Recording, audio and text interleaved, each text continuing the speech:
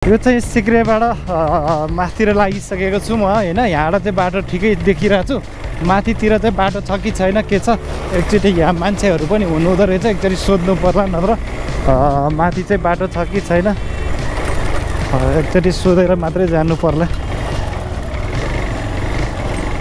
माथि बाटो छ दाइ? हो कहाँ यहाँनिर कि उतै माथि नै? यो खोलानिर हो है, ठिक छ एकचोटि हेरौँ। सो गाइज बाटो चाहिँ एकदमै गाह्रो छ भन्ने कुरो भयो होइन। अब हेरौँ कस्तो छ बाटो। त मलाई मेरो लागि चाहिँ बाटो भनेको फेरि टायर टेक्ने ठाउँ भए पुग्छ, त्यही भएर मलाई चाहिँ खासै गाह्रो नहोला, किनभने म ठिकै पहिलाको राम्रै चलाउने मान्छे हो। अहिले चाहिँ अब त्यति कुदाइएर चलाइँदैन, सो त्यो भएर अलिकति गाह्रो चाहिँ हुन सक्ला।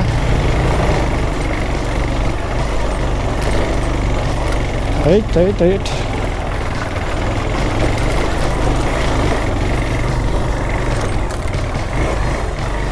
मजा आइरहेछ मलाई चाहिँ गाइस। तर बाटो चाहिँ लास्ट अप्ठ्यारो रहेछ होइन। वैकल्पिक बाटो हो। मैले भने नि अघि नै बाटो चाहिँ छ होइन, तर एकदम पर्फेक्ट चलाउनेहरूको लागि चाहिँ बाटो छ, नत्र त यस्तै हो। मेरो यो गोप्रोले गर्दाखेरि हेलमेट पनि तल झरिरहेको छ क्या, त्यही भएर पनि झ्याउ भइरहेछ होइन गाइस। सो ठिक छ, तर जान्छ हानिन्छ स्पिड, केही छैन।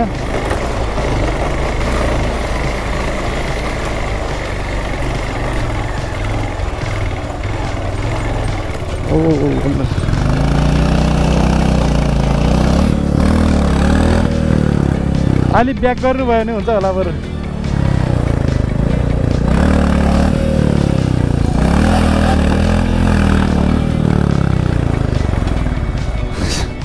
बाटो खत्तम भयो रहेछ।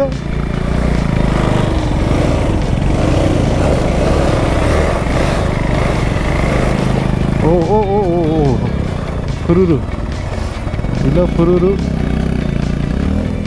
होइन। पछाडि झन् त्यो लेडिज चाहिरहेछ।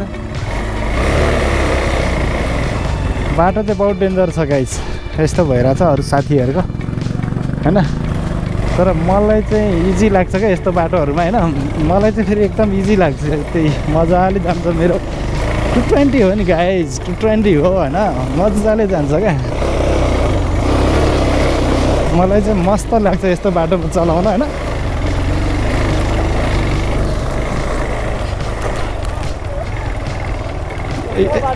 यति मात्रै होला, उ यहाँ माथिसम्म होला, नत्र त ठिकै होला। माथितिर त उकालो चाहिँ भयङ्कर उकालो छ।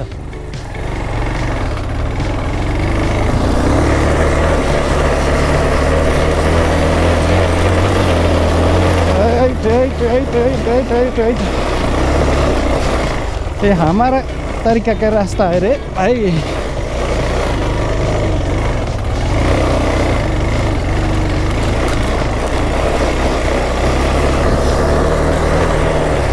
यस्तो बवाल छ यार बाटो चाहिँ।